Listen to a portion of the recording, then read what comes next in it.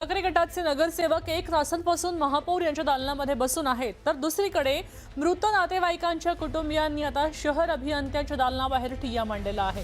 नाशिकमधली आपण बातमी पाहतोय। 1 तास उलटून गेला तरी सुद्धा महापौर आणि आयुक्त दालनामध्ये पोहोचलेले नाहीत। महापौर हिमगौरी आडके शहरात पाहणी दौरा करतायत अशी माहिती मिळतेय आणि जोपर्यंत महापौर येणार नाही तोपर्यंत आम्ही महापौरांच्या दालनातच बसून राहणार असं ठाकरेंकडनं कळतंय। ठाकरे गटानं हा पवित्रा घेतलाय। आपल्यासोबत लक्ष्मण घाटोळ जोडले गेलेत। लक्ष्मण, आपण पाहतोय की आयुक्त आणि महापौर सुद्धा या ठिकाणी उपस्थित नाहीत, दौऱ्याला गेलेले आहेत। नेमका दौरा कसला करतायत? रस्त्यांवर खड्डे अजूनही आहेत। मुरुगा नाशिक महानगरपालिकेच्या गलथान कारभाराचा हा मृत्यू आहे आणि त्यामुळे नाशिककरांमध्ये प्रचंड नाराजी, प्रचंड रोष आहे। त्यामुळे ठाकरेंच्या शिवसेनेनं देखील आता आक्रमक पवित्रा घेतलेला आहे। ठाकरेंच्या शिवसेनेचे गटनेते असतील आणि इतर नगरसेवक असतील यांनी थेट नाशिक महानगरपालिकेच्या महापौरांच्या दालनात हे ठिय्या आंदोलन जे आहे ते सुरू केलेलं आहे। तर दुसरीकडे याच नाशिक महानगरपालिकेच्या मुख्यालयातील राजीव गांधी भवन येथील बांधकाम विभागाच्या कार्यालयाबाहेर मयत जे कुटुंबीय मयत जो विषम आहे त्यांच्या कुटुंबियांनी त्या ठिकाणी ठिय्या आंदोलन मांडलेलं आहे आणि कुठल्याही परिस्थितीमध्ये जोपर्यंत संबंधित ठेकेदारावर कारवाई होणार नाही, अधिकाऱ्यांवर कारवाई होणार नाही, तोपर्यंत ते त्या ठिकाणून हलणार नाही अशा प्रकारचा पवित्रा या सगळ्यांनी घेतलेला आहे। आणि त्यामुळे एक तणावपूर्ण वातावरण नाशिक महानगरपालिकेच्या मुख्यालयामध्ये पाहायला मिळतंय। शिवसेना ठाकरे गटाकडनं जोरदार आंदोलन त्या ठिकाणी केलं जात आहे। जोपर्यंत महापौर आयुक्त महापालिकेत येत नाही, उत्तर देत नाही, तोपर्यंत आम्ही इथून हटणार नाही अशी भूमिका घेतली आहे। मात्र जी माहिती मिळते त्यानुसार महापौर हे दौऱ्यावरती आहे, आयुक्त दौऱ्यावरती आहे।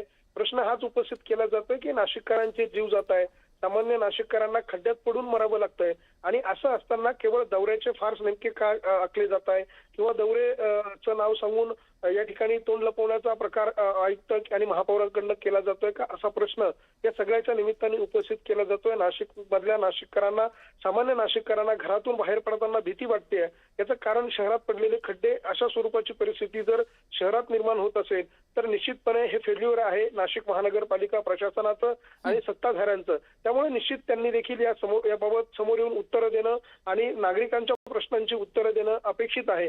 मात्र तसं न करता ते त्या ठिकाणून पळ काढताय आणि उत्तरं द्यायला समोर येत नाही आणि त्यामुळेच आता हा रोष जो आहे तो अधिक वाढताना आपल्याला पाहायला मिळतोय। ठाकरेंच्या शिवसेनेचे पदाधिकारी आता मागे हटायला तयार नाही। त्यांनी दालनाचा ताबा घेतलेला आहे। दालनातून आपण मागे हटणार नाही, महापौर येत नाही तोपर्यंत आपण मागे हटणार नाही अशा पद्धतीचा पवित्रा त्यांनी घेतलाय। नक्कीच, धन्यवाद सविस्तर माहितीसाठी। आपण पाहतोय इथं मोठ्या संख्येनं कुटुंबीय दाखल झालेले आहेत। महापौरांची भेट घेतल्याशिवाय आपण इथून उठणार नाही अशी भूमिका त्यांनी ठाकरे गटाच्या वतीने घेतलेली आहे।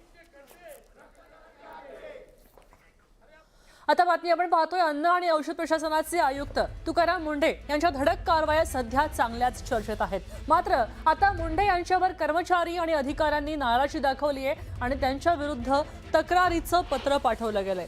प्रत्येक कर्मचाऱ्यांना 8 तासांच्या वर काम करावं लागतंय। आमचा काम करायचा वेळ फक्त 8 तास एवढाच आहे। त्यामुळे आम्ही मंत्र्यांना एक निवेदन दिलंय, जास्त काम केल्यामुळे तब्येत खराब होत आहे, मानसिक तणाव वाढतोय अशी तक्रार आता कर्मचाऱ्यांनी केली आहे। दरम्यान काम करण्याला आमचा नकार नाही, मात्र मनुष्यबळ वाढवलं तर कामाचं आउटपुट जास्त मिळेल आणि कमी मनुष्यबळावर जास्त आउटपुट बाहेर निघणं शक्य नाही अशी ही तक्रार आणि विनवणी सुद्धा त्यांनी आता केली आहे।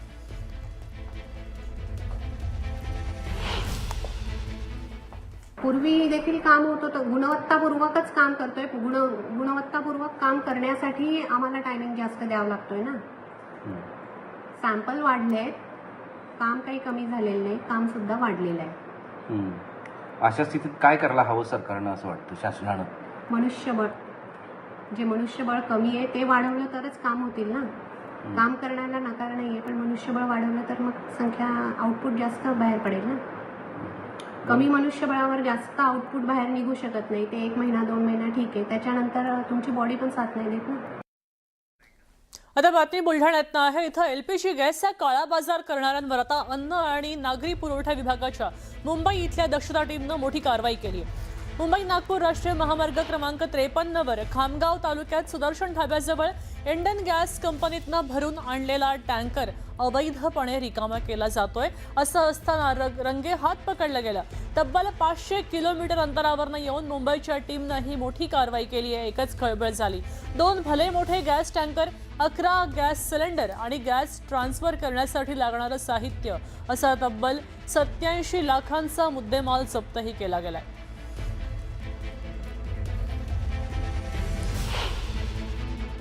ऑइल कंपनीमधून भरून आलेल्या टँकरमधून सिनी एका उभ्या असलेल्या टँकरमध्ये गॅस काढून सिनी गैरमार्गाने गॅस काढून तो काही नोझल मार्गे गॅस सिलेंडरमध्ये व्यावसायिक स्वरूपाच्या आणि घरगुती स्वरूपाच्या सिलेंडरमध्ये भरण्यासाठी तो चोरीच्या मार्गाने काढला जात होता. त्याच वेळेस आम्ही इथे धाड टाकून एका आरोपीसह मुद्देमाल पकडलेला आहे. इथे अन्न नागरी पुरवठा विभागाच्या राज्य दक्षता पथकाने रेड केली आहे. तर त्यांना टँकरमधून डेड टँकरमध्ये गॅस अवैधरित्या ट्रान्सफर करताना आणि तो गॅस सिलेंडरमध्ये भरताना आढळून आले आहे. त्या अनुषंगाने मला सूचना प्राप्त होताच मी घटनास्थळी दाखल झालो आहे आणि त्यांनी 87 लाखाचा अंदाजे माल जप्त केलेला आहे व एका आरोपीला ताब्यात घेऊन पोलिसांच्या हवाले दिलेला आहे. पुढील कारवाई ग्रामीण पोलीस आणि जिल्हा पुरवठा अधिकारी कार्यालय करीत आहे.